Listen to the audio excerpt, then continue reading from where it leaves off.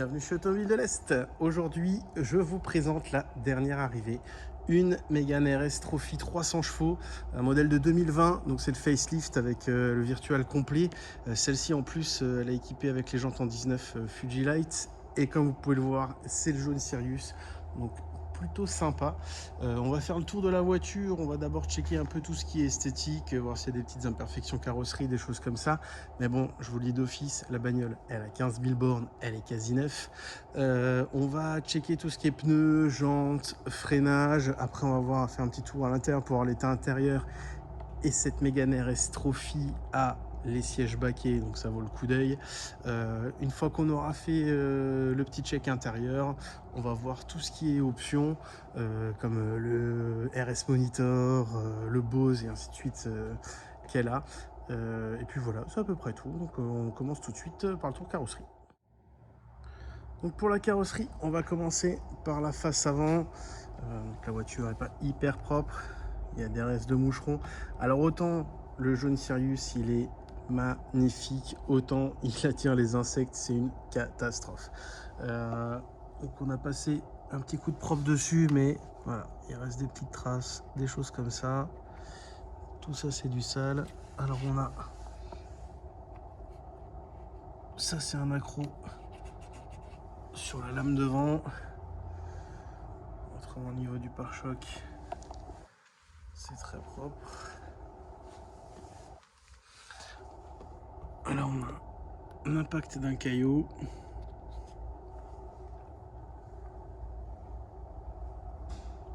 La lame côté droite est nickel. Au niveau du capot, je vois rien de spécial.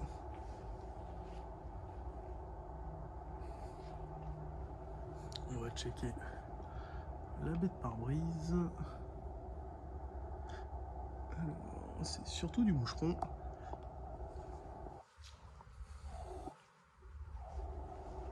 La calandrée impec. Est-ce qu'il n'y a pas un petit jeton sur le gris?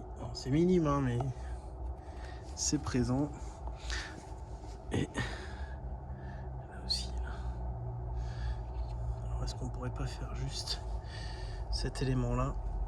Après c'est toujours ce type de couleur un peu délicat. Est-ce qu'il y a une différence de teinte après ou pas?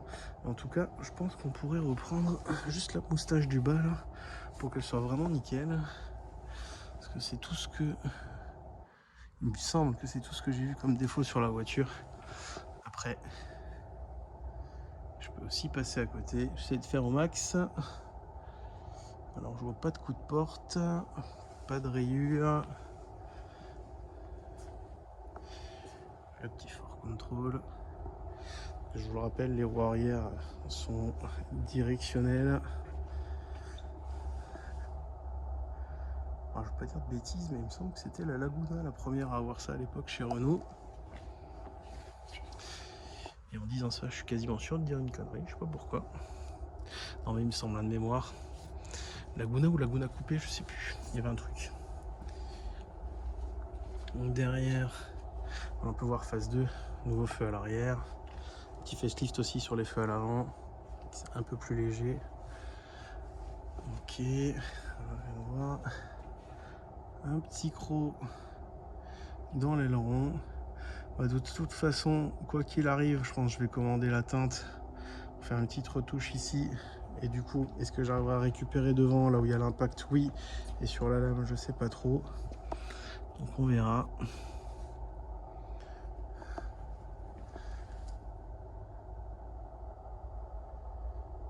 Si l'acquéreur, le futur acquéreur le souhaite,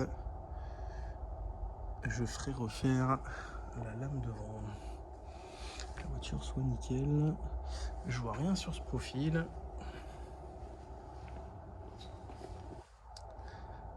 Pas de bosse, pas de DSP, rien du tout.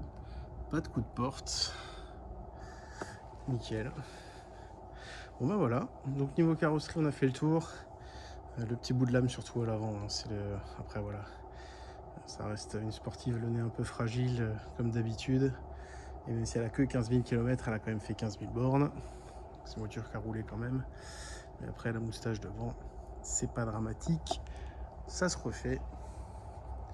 Et du coup, maintenant, on va checker tout ce qui est jambes, pneus et freins. Alors, on va commencer par la jante avant droite. Au niveau des pneus, c'est du Bridgestone Potenza S007 avec le petit logo carrément de la Mégane RS dessus. On est en 2,45 35 19, donc c'est du semi-slick. C'est du beau gommard. À savoir que c'est une deuxième main cette voiture. Donc la personne qui l'a acheté au premier propriétaire m'a dit qui était le premier propriétaire. Le premier propriétaire était tout simplement un Renault Sport. Donc ce qui explique aussi cette montre de pneus un peu spéciale. Hein, c'est pas tous les jours qu'on voit ça. Là les pneus sont quasiment neufs, voire neufs. Je vais juste mesurer. Voilà, on est... Alors, si j'arrive à le faire en même temps. Hop, et correctement. Est-ce qu'on le voit bien? Voilà, on est à 9 mm, donc on va enlever 0,6 pour le témoin d'usure. Donc on est à 8,04 exactement sur un pneu neuf qui oscille entre 9 et 10. Pareil, ça dépend toujours du constructeur. Donc le pneu est quasi neuf. On va faire le tour de la jante. Je crois qu'il y a une des jantes qui a un creux. Je sais plus si c'est l'avant droite ou l'avant gauche. Voilà, c'est celle-là. Donc, alors ça c'est rien, hein. Enfin c'est rien. C'est vraiment dû à la route. On voit bien que c'est pas tapé. Je vais peut-être juste décaler la lumière. Voilà, c'est pas tapé ou quoi. C'est, je sais pas comment ça peut être possible. Au démontage du pneu, peut-être quelque chose dans ce genre-là. En tout cas, c'est hyper léger. Ça se voit absolument pas, mais c'est présent. Au niveau des freins, on va remettre un peu de lumière. Les disques sont bons, on sent à peine le départ de l'usure. Et au niveau des plaquettes, avec un peu de lumière, ah, c'est parfait. Les plaquettes sont pas neuves, mais pas loin. Donc en tout cas, il n'y a ni à prévoir les disques, ni à prévoir les plaquettes, ni à prévoir les pneus. Donc c'est vraiment top. Et du coup on va checker les freins à l'arrière encore et surtout les autres pneumatiques. Alors à l'arrière pareil, même monte de pneus, les Potenza, le petit logo RS. C'est la première fois que je vois ça, donc c'est vraiment de la bombe. On va checker le tour de jante. Alors là on a du frottement d'usure. Alors ça par contre ça me fait, j'ai déjà eu ça sur une de mes jantes avec le bord poli et la lumière, c'est pas foufou hein. Est-ce que j'enlève la lumière? Ouais, c'est bien. Là on a le bord poli qui est un peu abîmé ici. Ça, moi je l'ai déjà eu sur des jantes de GTI. C'est quand on met des jantes hiver et qu'on stocke ces jantes et qu'on les pose les unes sur les autres. Ça, pour moi, parce que si c'est un trottoir, c'est un gros coup de bol parce que la jante n'est pas venue taper. Mais ça, c'est du frottement, stockage. Donc voilà. Est-ce que le mec foutait la voiture sur cale, enlevait les pneus et les posait les unes sur les autres? Mais je pense plus qu'il y avait un pack hiver, qu'un des propriétaires avait un pack hiver que je n'ai pas, je vous le dis tout de suite, et que c'était les jantes étaient stockées les unes sur les autres. Dommage, dommage. Après, c'est ultra light, hein, mais bon, faire repolir une jante pour ça, pour moi c'est un peu con quoi. Surtout que là elles sont plutôt propres, le noir est nickel, avec le petit logo avec le petit cerclage rouge là, très sympa. De ce côté on verra pas les plaquettes de frein, ça va être plus compliqué, il faudra que je retourne le téléphone, l'image sera à l'envers. On va le faire tout de suite de l'autre côté, mais avant ça, hop, je vais attraper une rainure, on va mettre le pneu et on est... Bah pareil, on est juste au-dessus de 9. Donc pareil, 8,4, 8,5. Donc un pneu quasi neuf. Un pneu à 90% quoi. Alors de ce côté-ci, on a un peu plus de lumière. Je vais couper la baladeuse à LED qui est nouvelle. On va commencer par check la jante. Elle est nickel.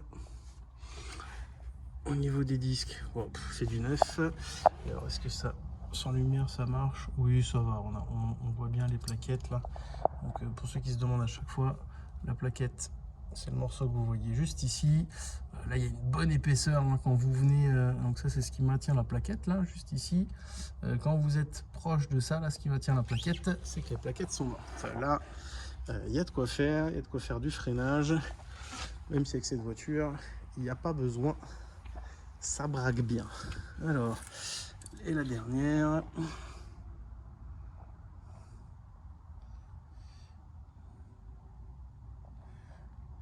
La jante côté conducteur, elle est vraiment nickel. Là c'est sympa en plus, on n'est pas loin du logo de la jante RS et du logo pneu complètement aligné, ça serait ouf. Désolé, je suis dans le détail, mais voilà. C'est comme ça.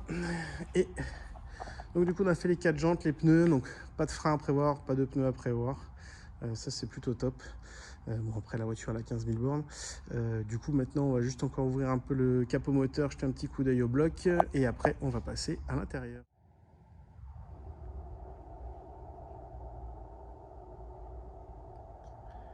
Et donc voilà, le capot moteur dans son jus comme d'hab. Et on peut voir que c'est pas nickel hein. Forcément c'est une voiture qui a roulé, c'est un peu crade. La voiture n'est pas du tout préparée hein. Elle sera préparée uniquement quand elle sera vendue. Tout ça ce sera nickel parce que c'est nettoyé à la main par notre très cher préparateur. Alors, pas une goutte d'huile qui transpire. Après c'est un bloc plutôt fiable hein. Il n'y a pas de gros problèmes connus là-dessus. Je sais pas si c'est comme sur les phases 1 mais il me semble. Donc c'est une batterie assez spécifique à ce modèle là, assez chiante. Vaut mieux pas avoir à la remplacer. Je crois un petit peu plus cher que la norme des batteries. Je crois même que c'est une batterie qui est composée de 2 batteries si je dis pas de bêtises. C'est ce que m'avait expliqué le gars, parce qu'on travaille avec un gars qui fait que de la batterie. Donc du coup il nous les teste, il nous dit quand il faut les remplacer, ainsi de suite. Enfin bref, on avait eu une Mégane phase 1 où il a fallu changer la batterie parce qu'elle n'avait pas tourné un moment et du coup elle était morte.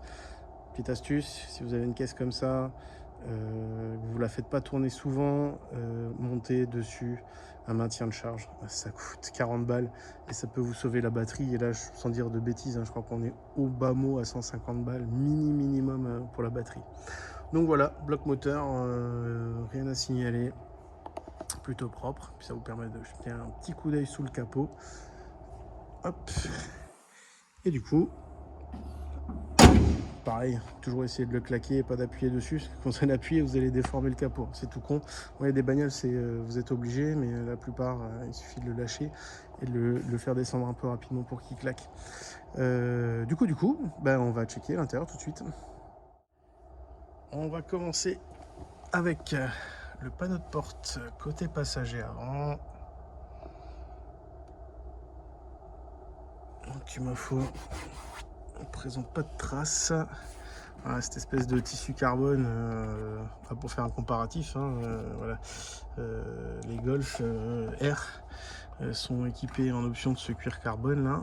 C'est aussi bien fait, c'est à peu près la même texture, c'est super bien foutu. Après on a un faux carbone en baguette d'insert. Bon, ça fait le job, ça fait le boulot. Au toucher, ça fait pas rêver, mais bon. Après, voilà, c'est un panneau de porte classique de Mégane. Rien de différent à une Mégane classique. Au niveau du tableau de bord, pareil. Bon, je dois dire que ces dernières années, je suis pas le plus grand fan Renault. Et ces dernières années, niveau qualité d'assemblage, matériaux, ils ont quand même vachement progressé. Et je trouve que ça vieillit plutôt bien, même en termes de design. Bon là en plus on est sur un 2020, elle est vraiment pas vieille. Avec le virtual ça fait beaucoup, et avec cet écran style tablette au milieu, et puis surtout ces baquets qui sont juste monstrueux, j'adore. Bon, après signé Recaro, hein, donc pas de surprise, hein, c'est juste magnifique. Ils sont vraiment pas épais, en plus c'est trop stylé. Le petit Recaro, le petit RS en surpiqûre, full Alcantara, surpiqûre rouge. Enfin, tout est dans le détail en plus. On a, oh là là, il y a vraiment, mais il y a absolument tout.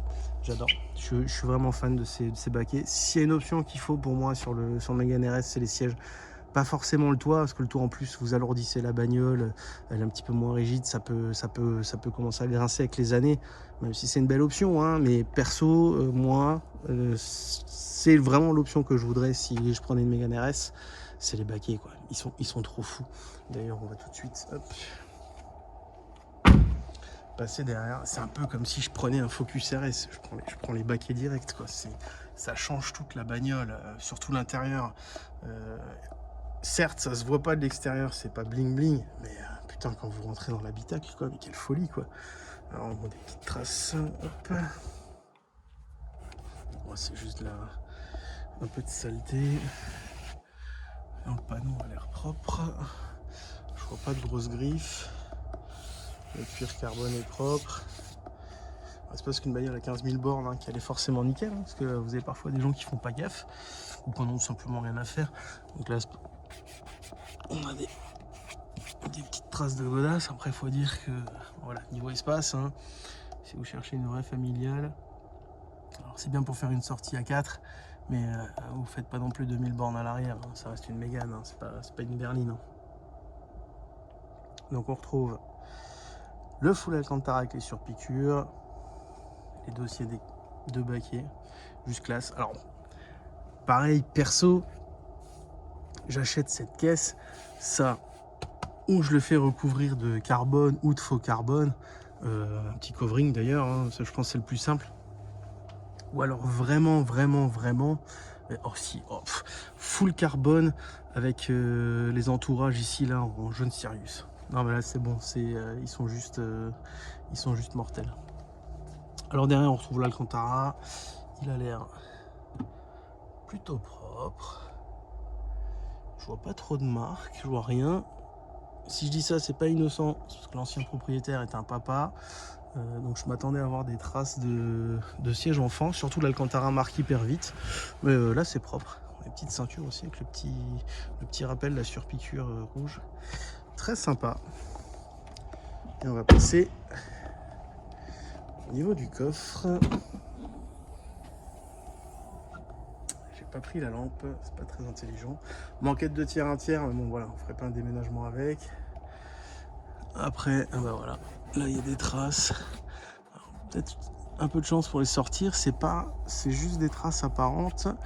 Le plastique en lui-même, ouais voilà, ouais, c'est juste crade. Forcément vous transportez quelque chose dans le coffre, ça se balade, ça vient taper. Ah non, mais c'est bon, les plastiques sont pas abîmés en tout cas. Et on va passer à côté conducteur. Pareil, pas de traces. Abîmé nulle part.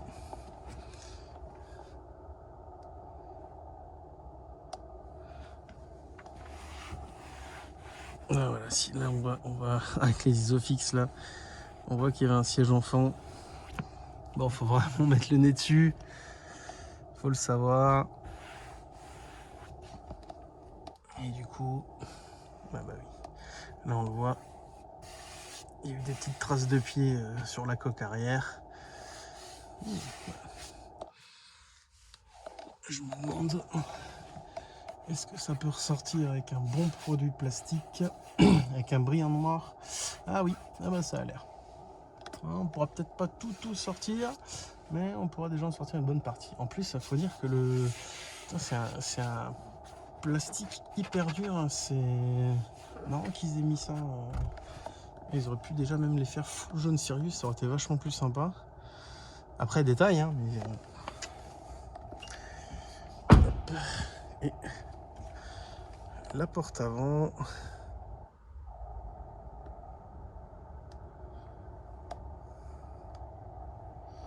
Ok, des petites traces, c'est bon, ça s'enlève.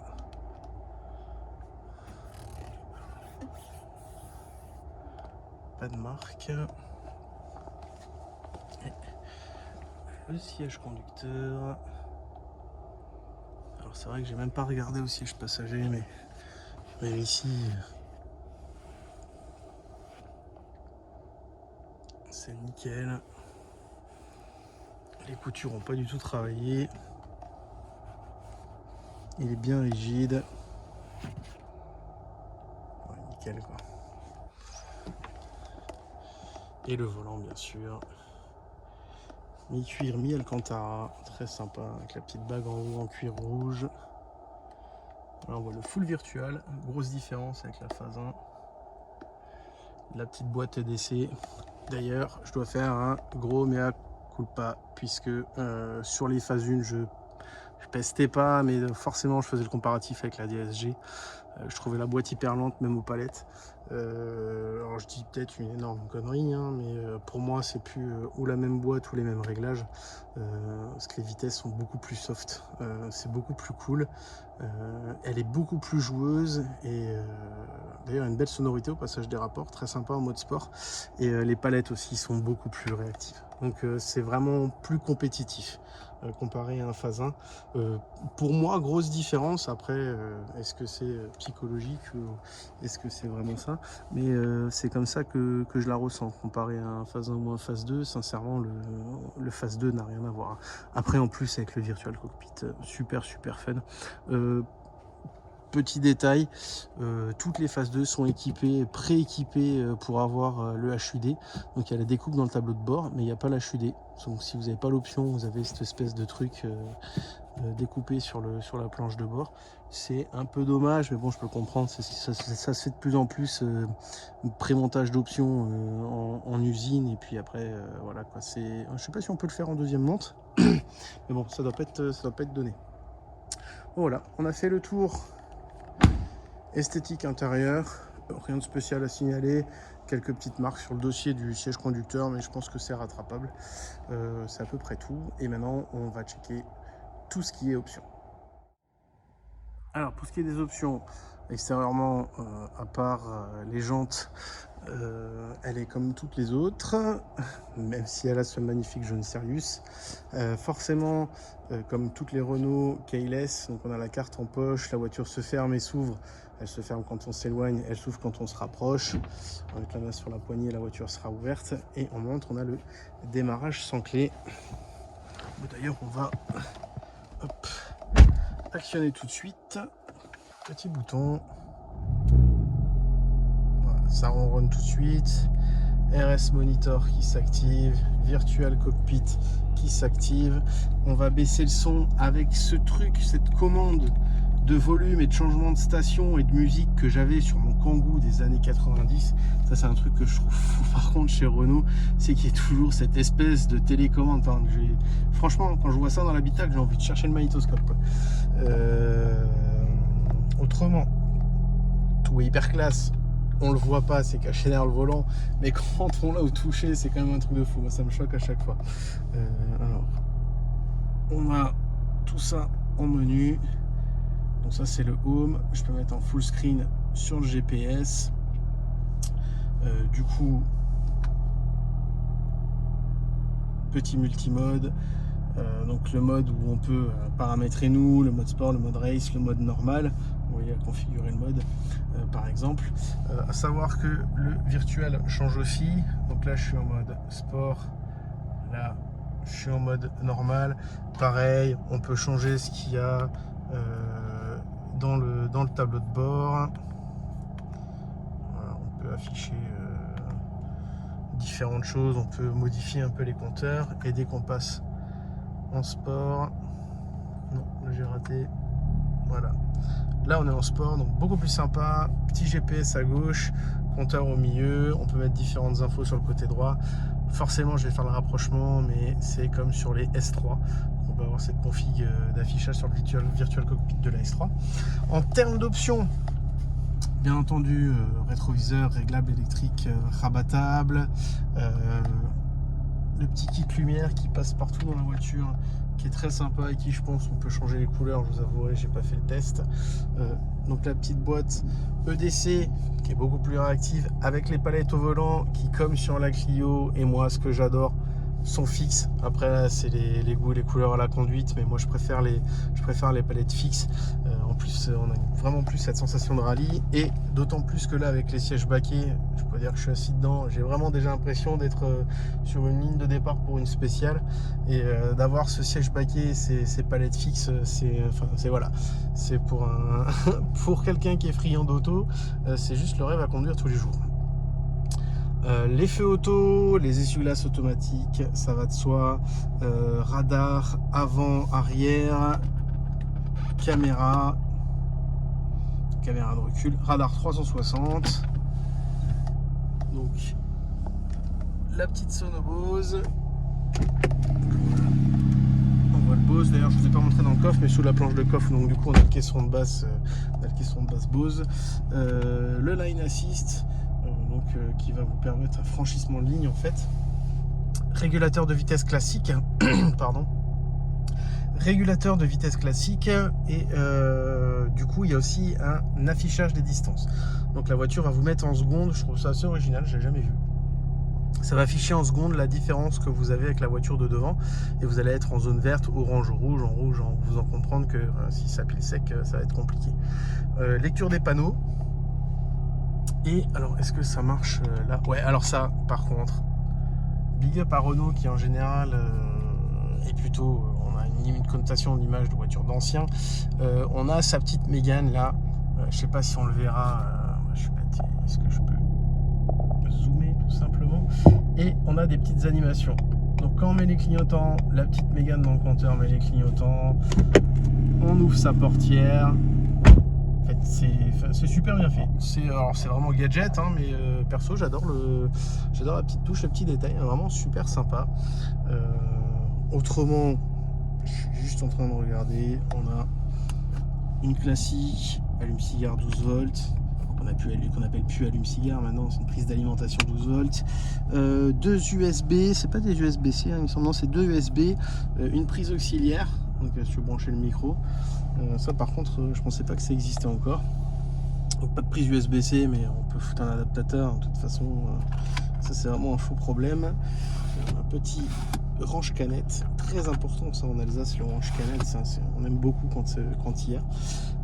L'auto hold, donc qui permet de garder le frein quand vous êtes à un stop ou un feu rouge. Tout le monde sait, en boîte auto, il faut garder le pied sur le frein quand on est à un stop par exemple. Si vous relâchez le frein, la voiture avance. Là avec l'auto hold, un petit coup sec, la voiture garde le frein pour vous, vous touchez les gaz, la voiture redémarre tranquillement.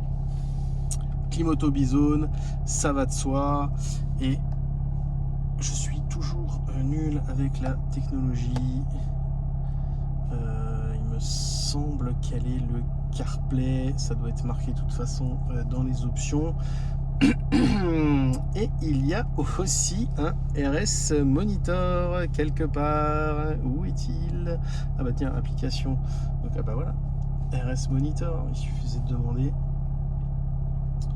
Donc bel écran, franchement, belle petite tablette. On n'est pas à level Tesla, mais c'est déjà super bien foutu. Ok, d'accord, il est pas config. D'accord, bah, il est pas configuré, mais il est là. Tiens, je m'amuserai à le faire tout à l'heure. Du coup, le RS Monitor est configuré. Alors, je vais me mettre directement dans les applis. Hop, hop. Histoire de voir à quoi ça ressemble. Donc là, on a vitesse, tour minute, newton-mètre, chevaux utilisés, comment on appuie sur l'accélérateur, à combien de pourcentage, au niveau des freins. Ah si, ça marche aussi à l'arrêt. Oh, sympa le niveau. Voilà, on a la température de l'eau, de l'huile. On va avoir... Ah ok, les plages d'utilisation des newton-mètres. Donc on a 400 newton-mètres de couple, pardon, jusqu'à 7000 tours. On voit le pic qui est ici, c'est pas marqué exactement à combien, mais j'aurais envie de dire 3500. Ici on a sur les 300 chevaux la courbe de puissance sur les 7000 tours, pareil avec la plage maximum quasiment à 7000 tours des 300 chevaux. Le régime moteur, le pourcentage où on appuie sur l'accélérateur, c'est vachement bien foutu. L'angle du volant, ok. Très sympa, dans le négatif à gauche, dans le positif à droite. Donc la vitesse en digital. Et donc léger encaissé. Donc on peut faire un reset d'ailleurs. Donc si je vais rouler, ça va mettre léger à l'accélération, au freinage et dans les courbes. Très sympa si vous faites de la piste, hein, tout ça. Après, même en utilisation, pas forcément quotidienne, mais si maintenant vous faites un petit call ou quoi, vous voulez enregistrer 2-3 petits trucs, ça peut être sympa. Et forcément, comme toutes les sportives, un chrono, et en plus un chrono, ah ok, pas mal, d'accord, elle enregistre le 0 à 100, 0 à 1000, 0 à 400, 100 à 0, ok, donc le freinage, le 0 à 50. Ah, donc ça peut être vraiment sympa, du coup, vous pouvez voir les perfs de la bagnole, plutôt pas mal, et annoncé jusqu'à 250 km/h. À voir, je pense qu'au compteur, à mon avis, j'ai jamais testé encore sur Autobahn. À mon avis, en compteur affiché, ça doit tirer plus sur les 260 que les 250, mais un peu comme d'hab. Il y a le nombre de tours et tout. Ouais, très sympa. Franchement, pas déçu, c'est bien fait, le tactile est bien fait, c'est plutôt intuitif, donc voilà, c'est juste la petite parenthèse pour voir, ça aurait été dommage de ne pas voir comment il fonctionne. Donc aussi bien sûr GPS, Bluetooth, téléphone et audio, toutes ces petites choses qu'on a dans toutes les voitures modernes aujourd'hui. Elle a un beau petit rétro central en verre jusqu'à plein de bords, il n'y a pas de contour plastique, très beau rétro, j'ai même l'impression que c'est un macro. Plutôt sympa. Donc voilà, plein de petits détails. J'aime beaucoup, je veux dire. Et d'ailleurs, il me semble, sans dire de bêtises, à l'arrière, sur le phase 2, il y a les clignotants défilants.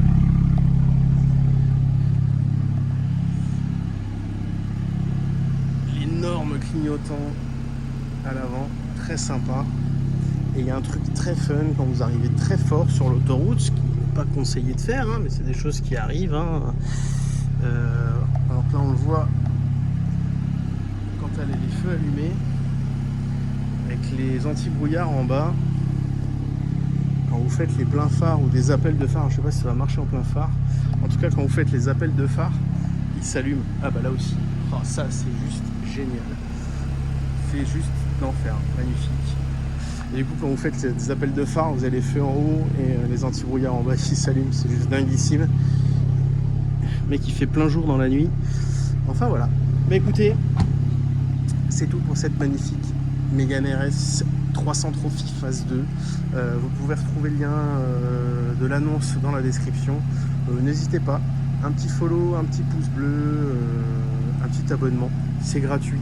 Ça nous fait plaisir, ça nous aide, ça nous récompense du temps qu'on passe, c'est super sympa. Et bien surtout n'hésitez pas, même à venir la voir sur place, ce sera avec plaisir qu'on vous montrera celle-ci ou les autres qui traînent par-ci par-là. Elle est encore dehors, il y a la petite sœur, la Clio juste là. Et voilà, mais écoutez, en tout cas moi je vous retrouve pour la prochaine.